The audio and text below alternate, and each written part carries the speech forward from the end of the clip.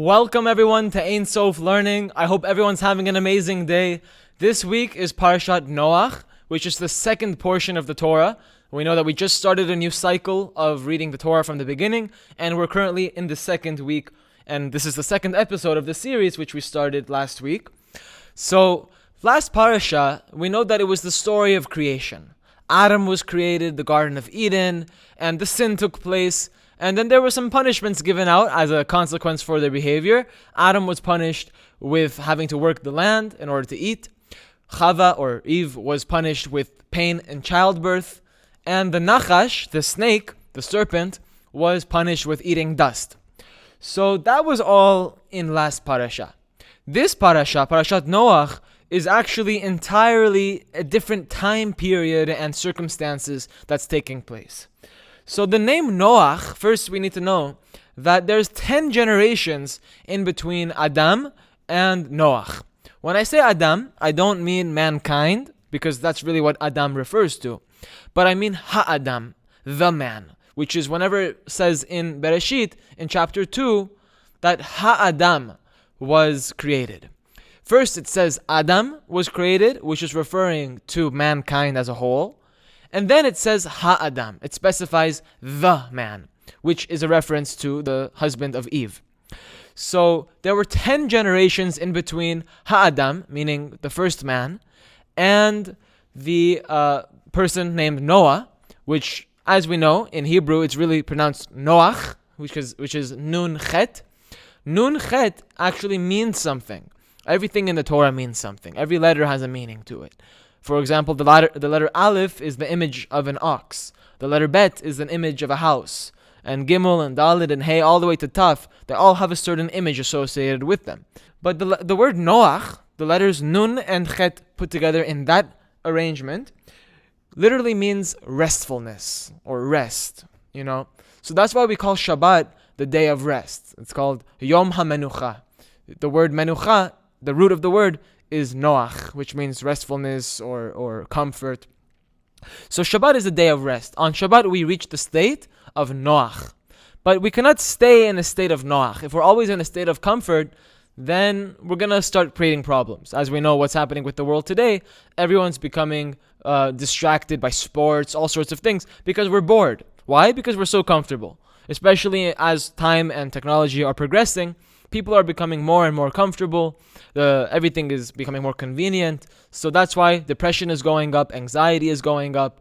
And as we know, as a globe, things are not going in the right direction because people are not bearing their responsibility. It's more easy to sit down and get pleasure than it is to really earn the pleasure. And we know that the whole entire purpose of Torah is so that we can learn how to earn the pleasure in a way that it will actually last. Because all of the pleasures that we're receiving in today's generation, which is momentary and short term, doesn't last. And that's why we're not happy. Because we're not earning the pleasures that we're receiving, particularly in our generation. Now, let's really jump into the parsha of this week. Ele toledot Noach ish tzadik tamim haya bedorotav et ha'elohim hithalech Noach. These are the generations of Noah. Noah was a completely righteous person in his generations. Noah walked with God. That's the first verse of this portion. So the parasha begins with the word ele, these. And it's spelled Aleph Lamed Hey. So why does it start with that word? And also, why is it that almost every single parasha of the Torah starts with the letter Vav? Almost every single parasha, with the exception of 11 of the parashiot, which means 43 out of the 54 parashas of the Torah, all start with the letter Vav.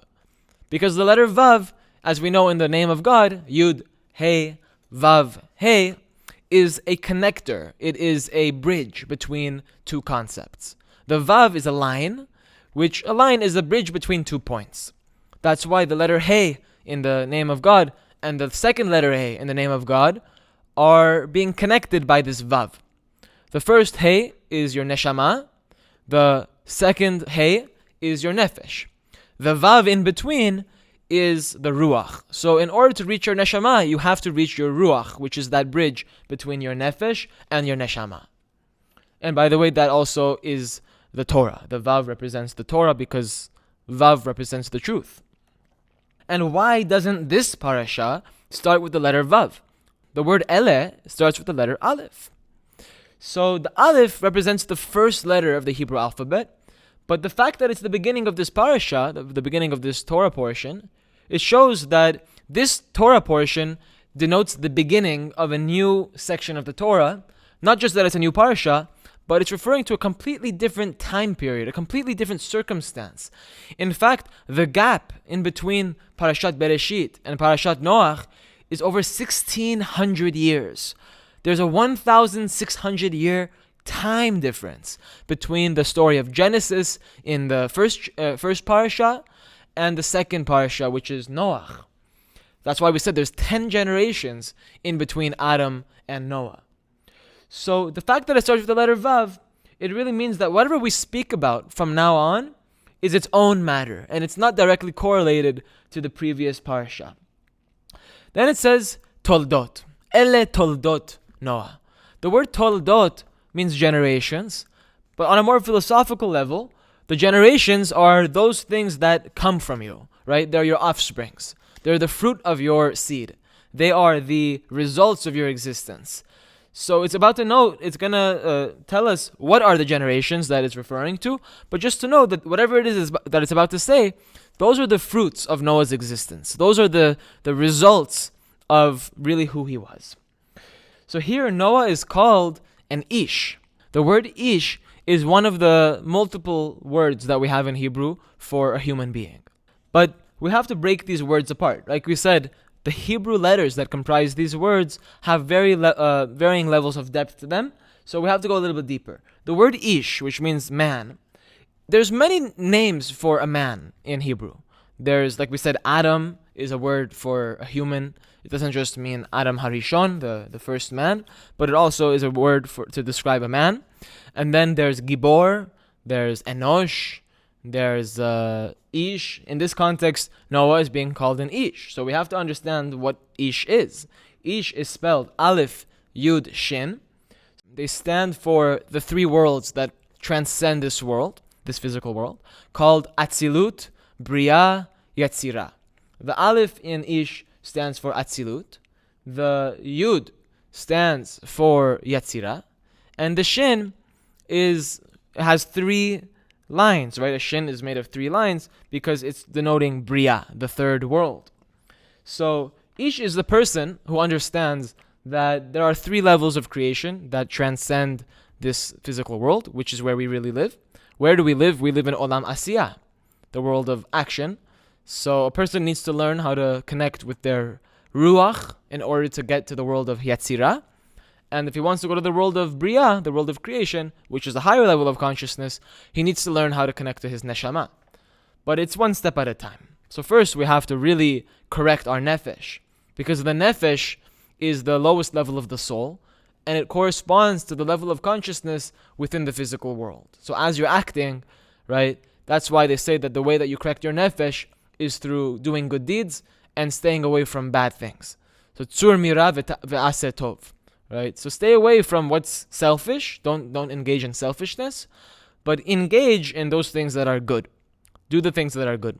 That's why the mitzvot, they have two types of mitzvot in the Torah. There's those types of mitzvot which are positive commandments, which is that you should do. And then there's the negative commandments, which means those things that you should not do. So those correspond to also tzur mira v'taseh tov, but nevertheless, that's how you correct your nefesh. That's asiyah. An Ish is a person who is connected to Olam Atzilut. Atzilut means that it's not just that they've reached higher than the Nefesh, not only they've reached Ruach, not only they've reached Neshama, but Neshama of Neshama, which is the same thing as what we call Chaya. Chaya is the fourth level of the soul, which transcends the creation, which is why it's in Atzilut, the world of emanation, which transcends the world of Bria. So when a person understands that there's Atzilut, Bria, and Yetzirah, the three worlds that are above Asiyah, we call him an Ish. So this week's portion is a very interesting one. It talks about how the generation of Noah was not a very righteous generation. In fact, they were so wicked, if you want to call that word, that God decided that he's going to restart the creation. In fact, the books that we have in our mystical tradition, they say that they were marrying humans with animals, and they had such advanced technologies, they knew how to even merge the sperm of a giraffe and a human, and they were some monstrous types of creatures that existed in that world. So God saw that the evil had gotten out of hand, and he needed to restart the creation. But the word that it's using to describe Noah is that he was a tzaddik in his generation. If you really look at the verse, it says that he was a righteous person in his generation. And the Torah states that multiple times throughout this parasha. So let's define the word tzaddik. Tzaddik means a righteous person. A tzaddik is a person who exemplifies the handiwork of God in his life. That means he emulates the attributes of God. That means that he's perfect in deed. And it also means that he's perfect in thought. So both in the emotional level, intellectual level, and the physical level, is a person who really exemplifies the attributes of God. Because whenever he speaks, whenever he thinks, and whenever he acts, all three of these areas, act, speech, and thoughts, which corresponds to nefesh, ruach, and neshama, is completely subjugated to selflessness. Love thy neighbor as yourself. Of course, it's easier said than done. But here we have it that Noah was righteous in comparison to his generation. So we are expected not to become like Moses, but to reach our capacity, right? We're expected to keep working hard and not give up. It's not over whenever you lose. You know, a lot of times we make mistakes, we have the wrong thoughts, we say the wrong things, we do the wrong things. That doesn't mean we're screwed, we're not done for. It's over when you give up. That means whenever you make a mistake and you decide that you're not going to get back up anymore, you're going to stay down and you're going to even descend even further down. That's the moment that you've lost.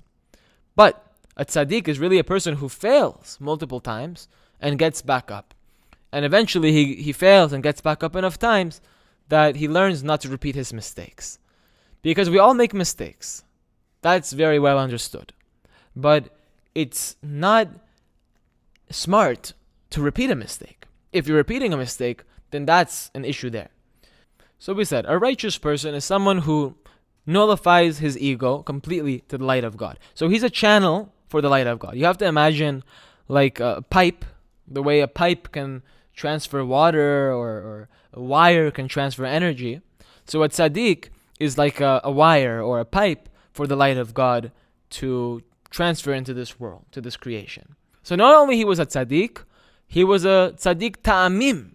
Ta'amim means perfect or complete. So something that is perfect means that he's completely finished his work according to his capacity or his tikkun in this world.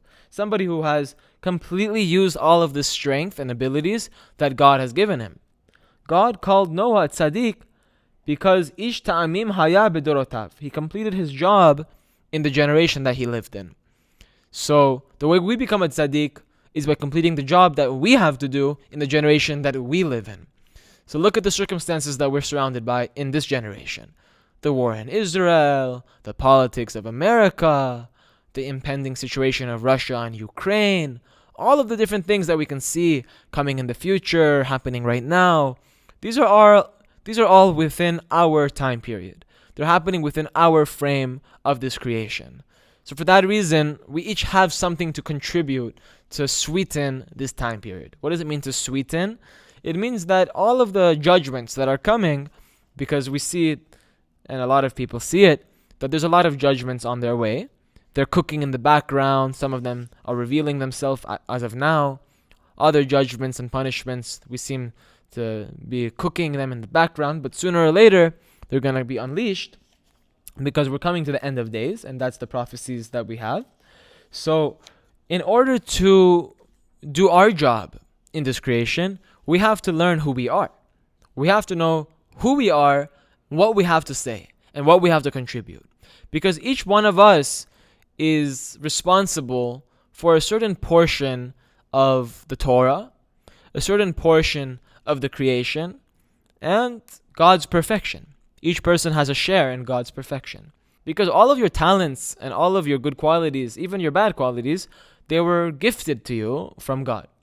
Of course, you received them according to the work in your past life, which means that everything that happens in your life, including your talents, your skills, and all of the circumstances that happen, is a repetition of something that's happening in a previous incarnation. But that doesn't mean that you don't have free will, because the way you respond is the free will. The way that you are able to correct the previous mistakes that you've made by having the proper consciousness during those circumstances, that is how you exercise your free will. So something that's perfect, that means he uses all of his resources that God gave him, all of the gifts that God gifted him, all of the circumstances, all of the cards that he was dealt in this life, and he's used them all for the sake of really strengthening God's name in the world. Whenever you increase the reputation of God's name in the world, you are doing a tremendous, what we call Kiddush Hashem, sanctifying the name of God, which is really what the whole purpose of life is to bring down Kedusha, which means holiness, and the reason we're doing that is to correct Shmo, his name, which is Shekhinah. So when a person entirely completes their work, they are called Ish Ta'amim, a complete man. Just like Noah was a tzaddik relative to his time period, we are expected to reach a level of holiness according to our capacity. So we have to reach our potential. The mere fact that each one of us has a potential means that that's our destiny. Our destiny is to reach our potential. But you don't want to stay in a state of potential. For those people who know who I'm talking about, there's those types of people that we know they have a lot of potential. They can make it very far. I'm personally one of them on my own. I can think of my own self and realize I have a lot of unrevealed aspects, a lot of concealed aspects of myself that I'm not happy with and I need to improve on, and I need to manifest who I truly am, my true powers. We see that during the time of Noah, people lived for extended periods of time. Some people lived for 900, 800, 600 years at a time, right? So this time period, this generation, was on the level of Atzilut. Each of the generations denotes a certain spiritual level. They were receiving their life force from Chokhmah. Within each one of us exists Atzilut, Bria, Yetzira, Asiya. Each one of us has the four worlds within us. They're not something external, they're something internal. People think that the Sefirot, the powers of the soul, are external, because we often hear that they are the dimensions of the creation and existence. But that's exactly the point. The creation and the existence, they're not external either. Everything that exists within you. And that's why we're trying to reveal our potential, which is not something outside, it's something inside. In fact, our whole problem is that we keep thinking that it's outside, when in reality, everything that we think is outside is really inside. So we need to just go inside. We need to go and meditate and introspect, contemplate, study, go on a heart level, have love towards each other, unity, oneness, peace, right? That's not external. That all has to do with your mind, your heart, your body. So we have to learn how to regulate our own systems in order to reach those four levels which we said exist within us. Atzilut, Bria, Yetzira, Asiya.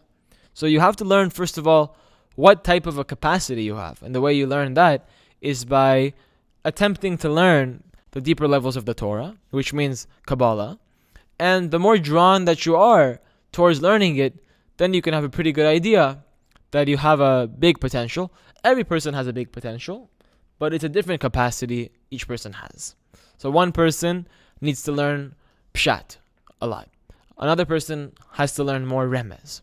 Another person's tikkun is in drosh, and another person's tikkun is primarily in sod. But the truth is, we really have a share in each of these four levels, which is why you have to learn them all at the same time, right? So within each one of us exist these four levels as well. So that's why whenever we're learning the Torah, we have to go on those levels of nefesh, ruach, neshama, and chaya, which is the levels of our soul, in order to truly comprehend the levels of pshat, remez, drosh, and sod. So if you're learning pshat, you're operating off of nefesh. If you want to learn the remez, truly you want to learn the remez, then you need to go to your ruach. That's the level of consciousness you have to be on. Anyways, putting that all aside, and just to clarify, there is such thing as remez of pshat, and drosh of pshat, and sod of pshat. Each four levels exist within each four levels, as we've known and mentioned many times. So the reason why God emphasizes that Noah was a righteous person within his generation, in particular, specifically it says within his generation, bedorotav, is to show that every person, each and every single person, has the capacity, has the potential to become a complete tzaddik relative to his generation, to his time period. So that was a necessary thing for God to tell us, because otherwise some people might think, you know what, there's no hope of me becoming like Moses, there's no hope of me becoming like Abraham, so therefore why should I even try? But no, God is saying, don't worry, it's not about becoming like Moses, it's all about becoming who you are. You're a different share than Moses, and each person is a different share than each other. That's why we each have a different fingerprint, because each soul is unique. Each person has a different portion in the Torah and in the global tikkun, what we call tikkun olam, their own thing to contribute. Thank you so much for listening to this message. I hope that it was clear and to the chase, and I'll see you in the next video.